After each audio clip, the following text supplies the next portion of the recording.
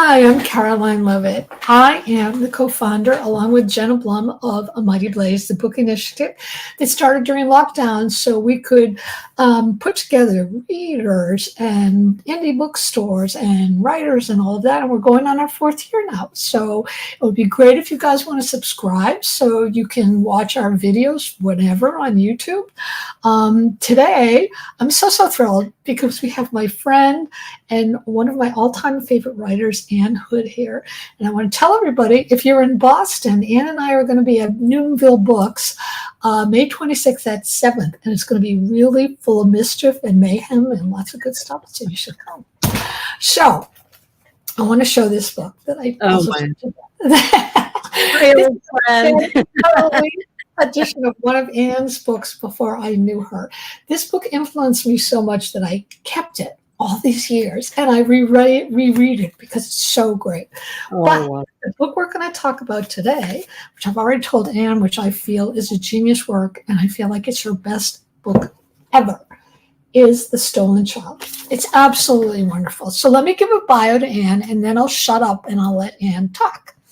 Ann Hood is the best-selling author of over a dozen books of memoir and fiction, including The Book That Matters Most, The Red Thread, The Knitting Circle, and, of course, her very first book, Somewhere Off the Coast of Maine. She was a Marsha Jordan girl, which is important because I grew up in that area, and all I wanted was to be a Marsha Jordan girl. I didn't know that. Picked, but Ann was.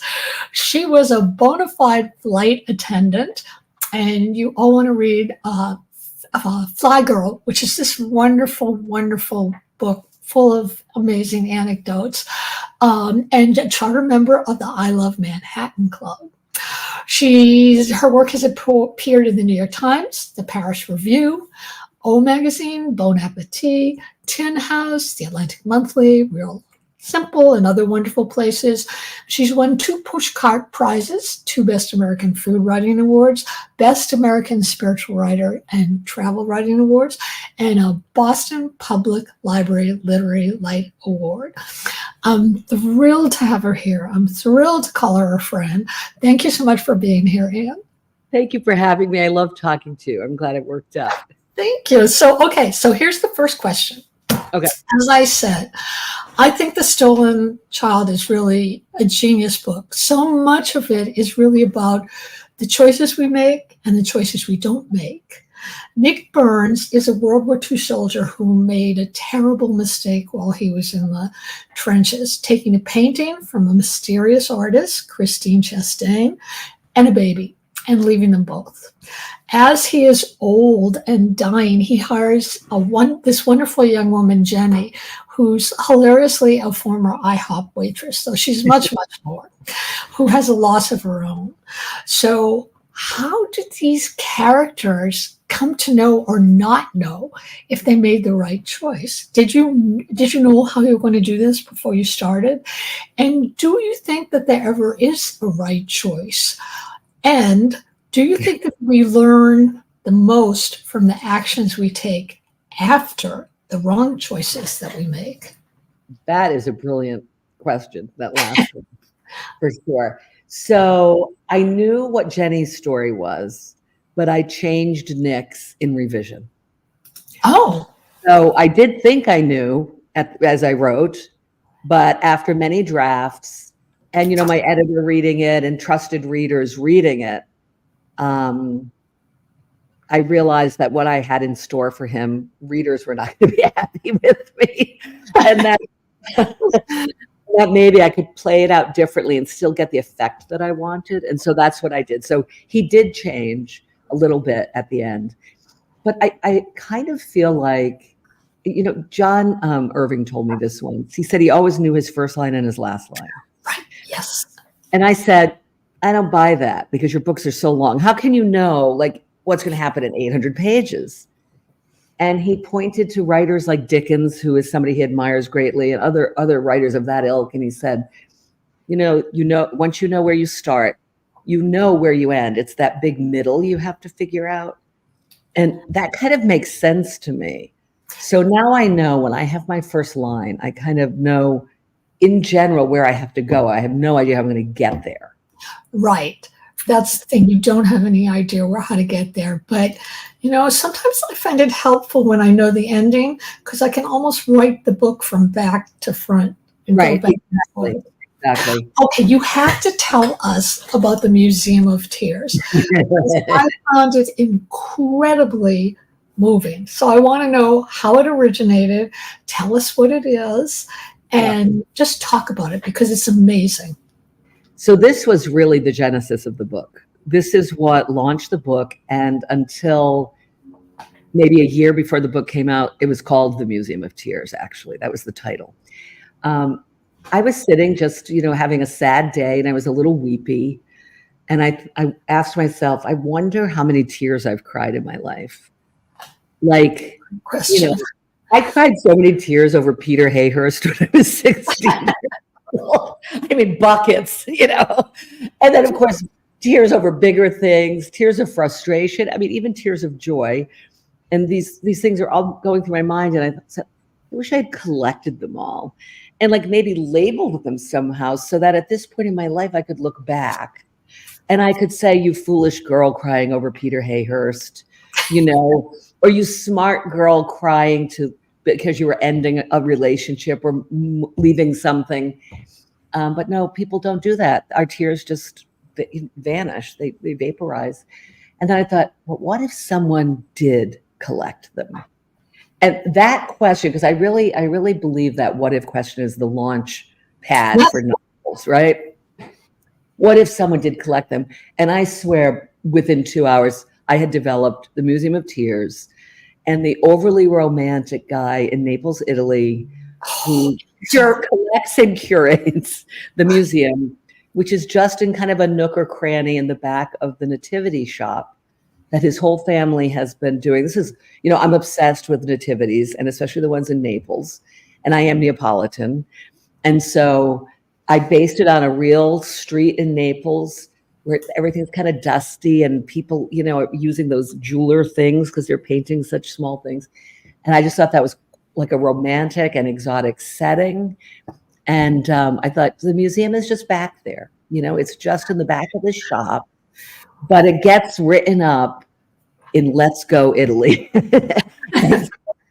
In the 70s, people start coming. I mean, not in flocks, but it's a little sidebar to a weird little museum. Go to this place in the back of this store, which becomes very important to his story, to Enzo's story. Mm-hmm. I just loved it because, when you think about going to a museum, you go to a museum to be transported by other people's artistry. And it's an emotional experience, and to find connection and to bear witness to what it means to be human. When I was reading about some of these tears are the tears of a woman who waited too long. These are the tears of somebody who made the wrong choice. It just resonated so deeply inside me because that's so human and so moving and so wonderful. I hope you will start a Museum of Tears. I have plenty I can give you. Oh my gosh. I mean, I think we could actually do a good job with one. It was funny, Caroline, because my editor at a certain point, she's asking about permissions for songs or, poetry or whatever. And she says, no, do you think we need permission from the Museum of Tears? And I said, Jill, I made that up. And she said, wait, what? And I said, it's not real. And that's when I knew it really had won her heart, because to believe in it so much is a very I want a T-shirt that says the Museum of Tears. I would love to wear it because it's so evocative. We could all add to those exhibits, couldn't we?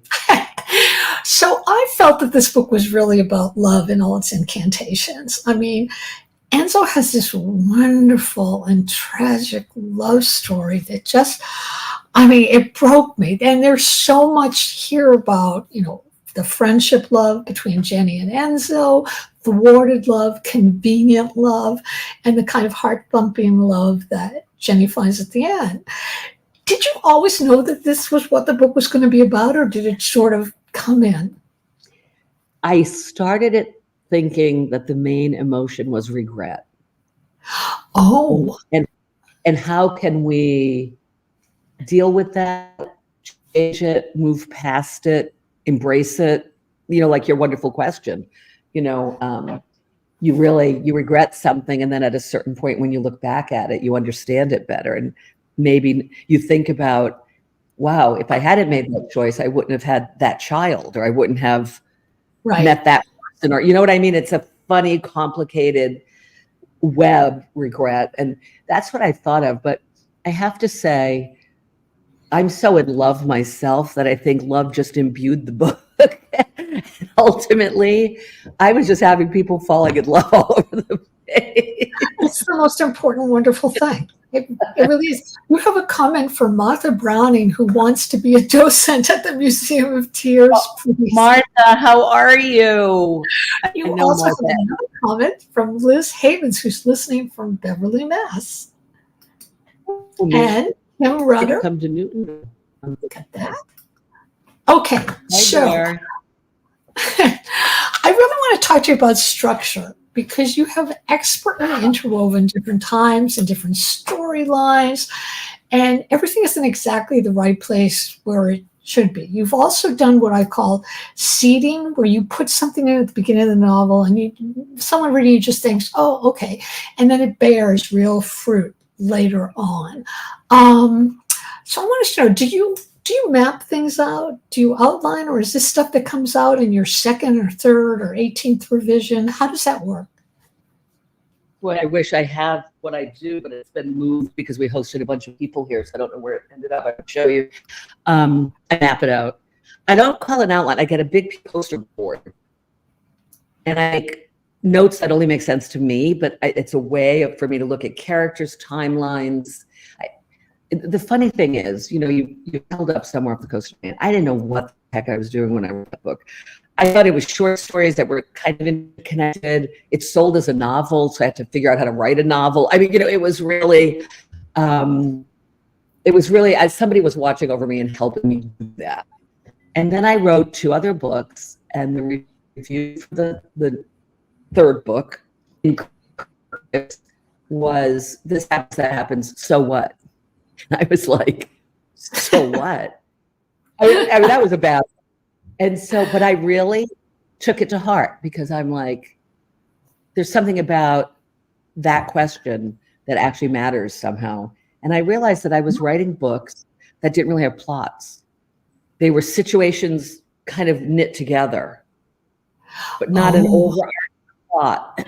And I mean, they were well reviewed. They sold some very well, some just okay. But it wasn't like my career was ruined by this. But I thought, I can do better than this. And so I spent a year reading detective novels. What a good idea. They know how to do plot. What did you learn from detective novels? Plot, like, ask the question of the book in the first chapter. We call them Easter eggs now. That wasn't how we used to refer to it. Just leave. I used to think of them of like Hansel and Gretel's crumbs, leave those throughout the book. Figure out what secrets people are keeping and when you're going to reveal those secrets. Who knows what? Like just all those questions. And I also took 2 screenwriting classes, although I had no desire to write screenplays. And what happened is, the next novel I wrote, all the reviews were like a page turner. Couldn't wait to see what happened. Which novel was that? What novel was that? That was Ruby.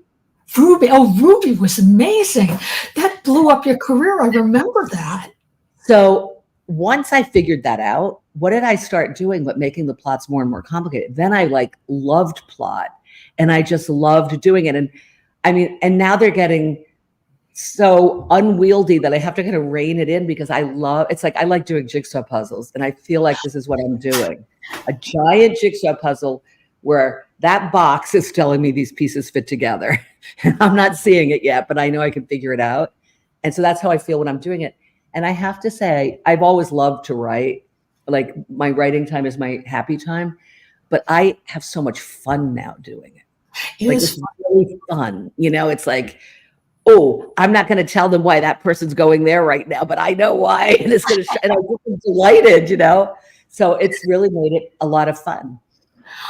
So you have a whole bunch of different historical settings, which are just wonderful. Paris, small town France, Tuscany, Naples. They all feel either rooted in you've been there and lived there or research, and it just heightens the authenticity of the narrative. So I wanted to know, did you do additional research? And if so, what surprised you? Well, so there's two things. So the book, the catalyst of the book, though not a lot of it actually takes place there, is Nick Burns in that trench on a farm in France in World War I in 1918. And it happens that I have always been fascinated with World War I. I mean, I don't know why it caught my fancy as a young woman, and I passed that fascination on to my son. Oh, So much so that last year, for his 30th birthday, we actually went to Sarajevo to stand in the footprints of Gabriel Princip, who assassinated Archduke Ferdinand. And we were standing there crying, like, we made it, we're here where it all began. I mean, this is ridiculous. But my son is Sam, and he had sent me an Instagram account of a National Geographic photographer who was photographing trench art from World War I. He had discovered many of the soldiers in the trenches, whether they were using sticks or rocks to carve, or if they had more developed implements. They're filled with art. that's incredible. I immediately wrote to that photographer and said, I want to come see that. Not even thinking about a book, just my curiosity about the war. And he said, nobody can come. They're so fragile. That's why I'm photographing them. We can't. You saw the photographs, though. Yeah, you can still see them if you just Google it. Trench art. Yeah, and they're amazing. And I think what really struck me about that was, that was such a deadly war. So many people died in that war. And so for most of the people that was the last thing they did before they died, those 18 and 19 and 20-year-olds.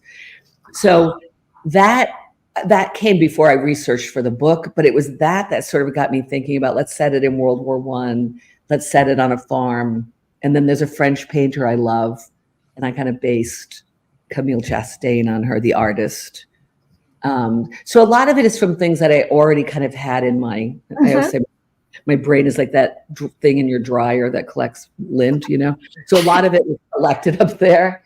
And I was happy to use it, like my love of nativities, my love of Naples. I go to Tuscany every year, so I could use that, Why do you love nativities? I don't know. I think it's probably 2 or 3 reasons. One is they're very rooted in the Neapolitan tradition, and I'm just such an Italian American. And that street in Naples is quite spectacular. If you're ever there, you must go to the Street of Nativities. It's either called the Christmas Street or the Street of Nativities. But I also think partially it's because we never had one. Really? Yeah, we never had one. My grandmother, she just thought it was kind of a waste of space, and she just didn't really, even though she was Neapolitan. And I always wanted one, and I would go to like my other cousins' houses. I have a very big Italian family, and they always had them. And I would like play with the manger. Did you put the family cat or dog in the manger? I always wanted to do that. I don't know if you could see this because I'm not good. I have a giant one. Let's see if I love that. Can you see that? I can see the top of it. Yes. Oh, that's wonderful. That's wonderful. That's a giant one from Naples. Did you also have the same? A lot of my friends who were Christian had saints, like big dolls, and they would change their dresses. Did you do that? Totally. Yeah. Why did you change their dresses? I never knew why, and nobody would tell me. I don't know what that's about, but yes, that's correct. Like for Easter, you put on a purple robe or something. I don't know. We had so many. I used to be so scared of them when I was super little. And then when I was older, I became kind of fascinated with them. But we had a big Virgin Mary, a giant Saint Anthony, which is my family's patron saint. I don't know who decides this. And then we had Saint Christopher, who got booted out as a saint. Then he got demoted. And so, but we still kept him up. Well, like here I am, a nice Jewish girl, and I'm obsessed with nuns. I have an original 1940s book about all the different convents you could join and what you had to go in. And what's amazing, they almost all of them want well-behaved girls who can sew. I have nun statuettes everywhere. I find it fascinating. That's just funny what appeals to us, right? It's so interesting about our brain and our DNA or whatever. Okay, so you've written this wonderful book, The Book That Matters Most. And I'd love for you to talk about the trajectory of how books began to really matter to you. Like when you were a little girl, what was the book you clung to? And later, of course, there's the wonderful Marjorie Morningstar, which I love so. I read that book like once every year because it's so. I do too. And you know what? I know other writers, female writers who do. We should start a club or something. Yeah, we should. It's because it's a wonderful book, and you get to yell at Marjorie at the end saying you made the wrong choice. And there we go about regrets and choices, right? And the kiss under the lilacs. That's like one of my favorite scenes in a book ever. Oh my gosh. Okay. So the book that I really latched onto was Little Women, and I'm sure that's not a very original answer, but it was the first book I read that had chapters like that. I was in second grade, I remember. My school didn't have a school library, but my cousin went to the newer school in town and they had a school library. She passed it on to me after she read it. And I couldn't believe a book had chapters and could cover so much time. I couldn't believe that a character could die in a book. I couldn't believe that this wonderful family existed, on the page.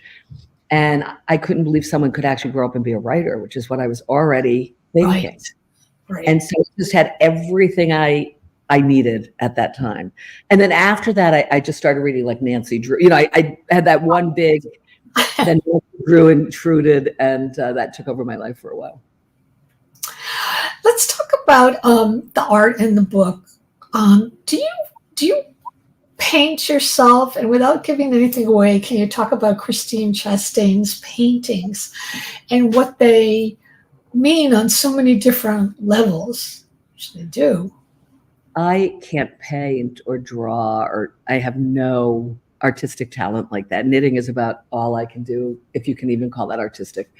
But I love art. And I was an art history minor in college. And I loved, as in art history class, it'd be that day you'd go to, I remember they took us to MoMA once, and then of course we'd go to the Boston Museum of Fine Arts. And, I can still remember standing in front of Monet's water lilies. It must've been a thing, like the first time they were all together or something, there was an event. And I was like weeping. I just couldn't believe I was standing in a room with those paintings, So I've always loved art. I love the Musée d'Orsay in Paris. And my favorite museum. And I was there, wow, it must be 15 or 20 years ago. Loving the paintings, walking around and realizing, hey, there's no women in here. Like these are all dudes. I mean, really, there's no women. And then I saw like one painter and kind of a more famous woman, but she wasn't even well represented. I walked into a room and this painting stopped me in my tracks. It was of two cows in mud, very realistic, very gritty. And to my surprise, a woman had painted it. Oh, that's great. Who was the painter? Rose Bonheur. Okay. And what she painted was farm life. That's incredible. The way it really looked. They only had a few of her paintings. That one is the one that really captivated me. And I bought a postcard of it. And I kept it on my desk. So I was writing other stuff, but I would sometimes just look at that postcard. And from that, my artist was created, because I thought, let her do something that no one else is doing. Everybody's doing water lilies and, impressionism, and let her do realism. Let her be sort of doing something opposite. And as I was developing her and writing scenes with her, I realized there's no way this woman in war-torn France in a small village in World War I is getting art supplies. Like, it's just not happening. And so I decided that what she did was she only had a few canvases, so she cut them. So all the paintings are like, small. 4 by, yeah, 4x3 or 5x4. Yeah. So that's how that. You have another question, which is actually something we talked about before we came on. Robin would like to know, and at this time, can you tell us about the art behind you? Yes. So I'm blocking it. Wait, I have to go. It's the opposite of this camera. This one is a carousel horse. It's a photograph. And my friend is an artist, and she was in Montana, and she was just taking a walk, and she came upon this abandoned carousel, yet the horses were all in pretty good shape and beautiful. And so she photographed them. And I wish I had bought two because I love it so much. And I think it would be very dynamic if I had two of them. And then this one, so where do I move my head? I go this way. This one I bought in Soho in New York with my first royalty check from somewhere off the coast of Maine. It was $900. It's a French painter. And I have to say, no one's ever heard of him probably, but it has really grown, and it's worth something. I thought about selling it once when I had come upon some hard times, and I was like, wow, I'm like, really, my investment was good, but I couldn't part with it. So I'm glad you didn't. It's a wonderful piece. I had a total panic attack after I bought it because I had never spent $900 on anything. And I was like, oh my, I can't believe I just spent $900. Yeah, but you know what? It's worth it. It's worth it. There's something about art. It just feeds you. Feeds you. Let's talk about knitting. I want to know like how it saves you, how you started to knit. And I also want to know the story about how you tried to teach your husband, Michael, to knit, because that's a wonderful story. Oh boy. So I always say I'm like the least crafty person I know. The only class that I was worried about failing in my entire school history, like I'm talking about through college, was home economics, which in ninth grade we were required to take it, and we had to make a skirt. Right. And then there was a day when we were all going to wear those skirts. It was so ridiculous. And I couldn't do it. Like, it did not make sense to me. I have really bad abstract reasoning, and I'd look at that pattern and I didn't understand how things fit together. I was terrified of the sewing machine. Like, it would go super fast and things would fly off, and I would just be like, and the teacher would just loom over me like, you're not getting it. You may be getting an A in English, Anne, but you're not getting one in home economics. And we'll see which one serves you better, which, I feel like there are lots of, English served me better. But anyway, so that kind of made me very skeptical of trying anything like that. I mean, I had friends who knit, I had friends who quilted, all sorts of, that kind of stuff. But I was like, it's not for me. And then in 2002, my family had the terrible tragedy of losing our 5-year-old daughter, Grace, suddenly. And I couldn't read because I didn't have any concentration, and I couldn't write because I thought, well, I'm living the biggest story of my life. What do I have to write about, Right. And really my life came to a halt. And two wonderful friends who had both gone to RISD, and one is one is a visual artist. They sat me down and said, you've got to get out of your head. That's your problem. You just think too much, and you should do something with your hands. And I said, I'm so desperate, I'll do anything. And they said, learn to knit. And it always, looking back, shows me how desperate I was, because I didn't say, no, I don't do stuff like that. I went to the phone book and I looked up knitting stores, and I called the 6 or 8, I was in Rhode Island, so not, small state. And it was October, and I had missed all the beginning classes had started like 4 weeks or 2 weeks earlier. And so I said, I was like, I'm trying to help myself. I can't even learn to do something like knitting, something I don't even want to do. And I guess I told a friend that. And a few days later, I was picking my son up at school. He was in 3rd grade. And this woman I didn't know ran out of the school, and she handed me a phone number. And she said, call her. She's going to teach you to knit. Oh. And she squeezed my hand and she said, I understand. I went home and I called this woman, Jen Silverman. She's still in my life. Like, she can run, but she can't hide. I will never let her go. She had graduated from college and was working in her mother's knitting store, which was quite a big New England knitting store. People came from far and wide. It was so good. It was so beautiful. And I went there and told her who had sent me, and she sat me down and she taught me how to knit. And I've just never stopped. Like, I knew that afternoon, this is going to help me get through this. It does help. Women in prison knit, And it's very, you'd think a knitting needle would be a perfect weapon to knock somebody's eye out, but they never do it. They respected the most violent women. Like, they would never even dream of doing that. Yeah. There's something about knitting that I feel does save us. Maybe it's just like the zen of it. Or I heard this thing on NPR a long time ago, but it was about the civil war in Chechnya. And like when the Red Cross went in and was helping women who had been brutalized, and nobody would talk about it, and they would sit night after night. And then one night, the Red Cross worker was like, "Well, I'm not going to just sit there anymore. I'll take my knitting." And one of the women said, "Oh, we can knit," and she said, "Yes." The next time, they all brought in their knitting, and slowly they all began to talk.